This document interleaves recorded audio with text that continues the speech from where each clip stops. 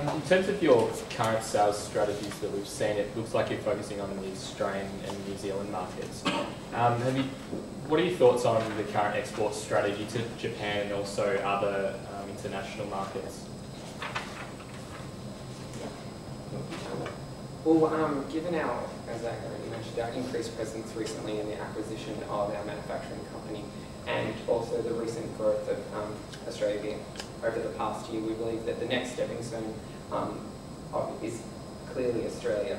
And expanding to Japan would obviously involve a lot more resources, which given the state of the market at the moment, we'd like to be a little bit more conservative. And considering that Australia and New Zealand are quite similar in terms of their culture, as well as similar in their culture. So the marketing strategies employed within Australia would be similar to those employed in New Zealand, and we believe that it would take more resources to actually employ correct marketing strategies in places such as Japan. One of your strategies about repositioning to establish the brand in Australia. Is repositioning vis-a-vis New Zealand, is that, when you use the term repositioning, it sounds like you're actually changing the positioning in some sense. You mean you're going to have a different positioning of the brand in Australia compared to how it's positioned in New Zealand? Is that what you meant? I think what we mentioned, sort of what we meant by repositioning, is that there's a certain skewing and adjustment which is going to be required to actually launch that product successfully in Australia, just simply because of the culture, the demographic, the sociographic, and all those makeups are different between Australia and New Zealand. So in saying that, it's not, creating a brand new packaging for all of our product range, but it would just be that our marketing strategy or go-to-market strategy is a little bit different. So that's why we said a lot of our marketing strategies are on-ground marketing. So we're looking at the basic, talking to children, getting our people who are our representatives, such as celebrity endorsement, to go to these schools, and physically through personal marketing is how we position it differently. So I guess we're really leveraging off that edge that we have as a healthy and very organic and conscious brand. So with due respect to Monique in particular, those people who suggest New Zealand is just another Australian state would question the notion that in fact there is that much of a difference, if any, between Australia and New Zealand. You stand by that view that this is a different environment here and does require a different kind of positioning of the product? Yeah. I think that it wouldn't be, I don't think we'd see that Australia and New Zealand is sort of similar to China and Australia, but there would be a certain, sort of in terms of like just the basic things such as the international culture that's embraced in Melbourne is a little bit different, I'm guessing, to what New Zealand would be like as a country. And as such, the strategies which you do, I mean, you might have to, so maybe the uptake, the people who are more recognise this brand and recognise the sort of the product range and the augmented product of the Charlie's range, the people who recognise that it might be a little bit different within Melbourne, and it might be just that we're scattered geographically or, yeah. Can I ask why your recommendation is to use debt to fund this? Yeah, definitely. Okay, so we think that the best thing is to take on debt. Firstly, we have no debt, we've not borrowed from at all. So if we did borrow, we take our net gearing ratio up to 41%, which we reckon is quite conservative. Not conservative, it is moderate. But really we are seeing growth in sales way beyond the benchmark. So we definitely believe that taking on debt would enhance the position, and we don't have enough money to fund this as it is. Like I said, our net working capital is around $2.8 billion, and we expect the need for net working capital to increase as our revenue increases into the future. So we don't want to necessarily tap into that. Okay, and why, all right, where do you want to raise the debt?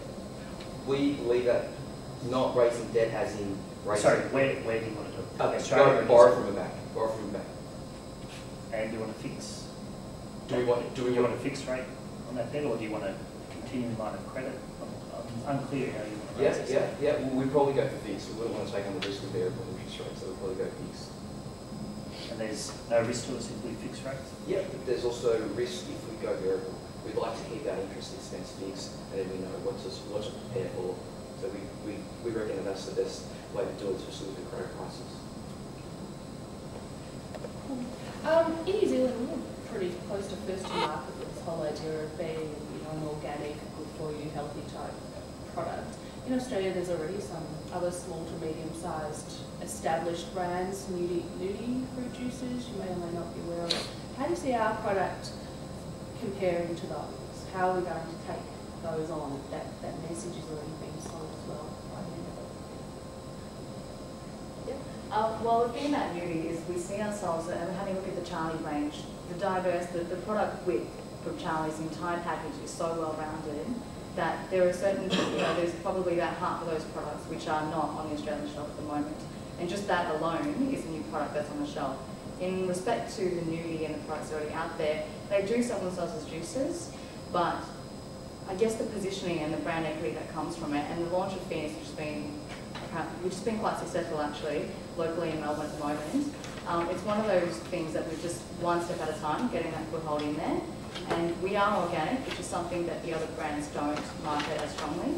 So in saying that, we're organic, we're healthy, and through our Healthy Initiative, which is a sort of an augmented layer as well to our marketing edge. So for example, Tom and Emma's and the nudie juice which you're referring to, they basically just have their product on the shelf. This is what I don't get it, because I was punching in some numbers in the calculator before. That's a bit rude. Sorry about that. But and me interrupting is also rude. But you talk about organic and sort of fresh food heritage and all of that. I don't. Is water organic? All water is organic. So therefore, no advantage. Water market projected to increase by 24%. Functional drinks 61%. And you pick water. Well, in line with the fact that both bottled water and functional drinks are the two highest valued and highest growth market over. No, functional drinks is 61% growth in 5 years, and bottled water plateauing 24%, still growing a bit. But as compared to the others, they are too high. The others are plateauing as well. But you picked water, not functional. As demonstrated in our presentation, we picked a fusion product, which was actually an amalgamation of both functional drinks and juices, which was leveraging. I thought that was a stimulus drink, like coffee. Like it was going to be is that you think that's part of the functional drink market? Yes. Okay. So it's going to, like a...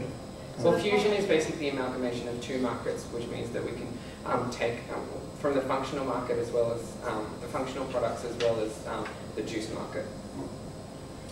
Okay. But you sort of talk about coffee market decline. It's actually older consumers of instant coffee that are declining. There's actually a very active sort of coffee culture in most Australian states. Why would we just go for sort of a ready-to-drink beverage as opposed to this idea of a fusion product? Because it doesn't go with what we do. We don't want to do coffee. We don't feel We it's already healthy. do it in New Zealand. We already do ready-to-drink teas, coffees. We don't want to take the lead to coffee because we are mostly focused on the organic products that are healthy and... You can get organic coffee. Yeah. Coffee organic? Yep. Carbon-based. You raise a really good point. I think it's one of the things that we did consider. And in saying that, that's why we said the fusion product is actually an amalgamation of two consumer markets. So in saying that, I think us as sort of, I guess you would consider sort of the new market for this hot beverages, cold beverages, the entire beverage market, as consumers ourselves, I think that coffee, although we do prefer, cafe style, but, as real life consumers, you see that people do sometimes desire that alternative product to something that's mainstream. And coffee is mainstream. Thank you. Well done. Thank you very much. Good effort.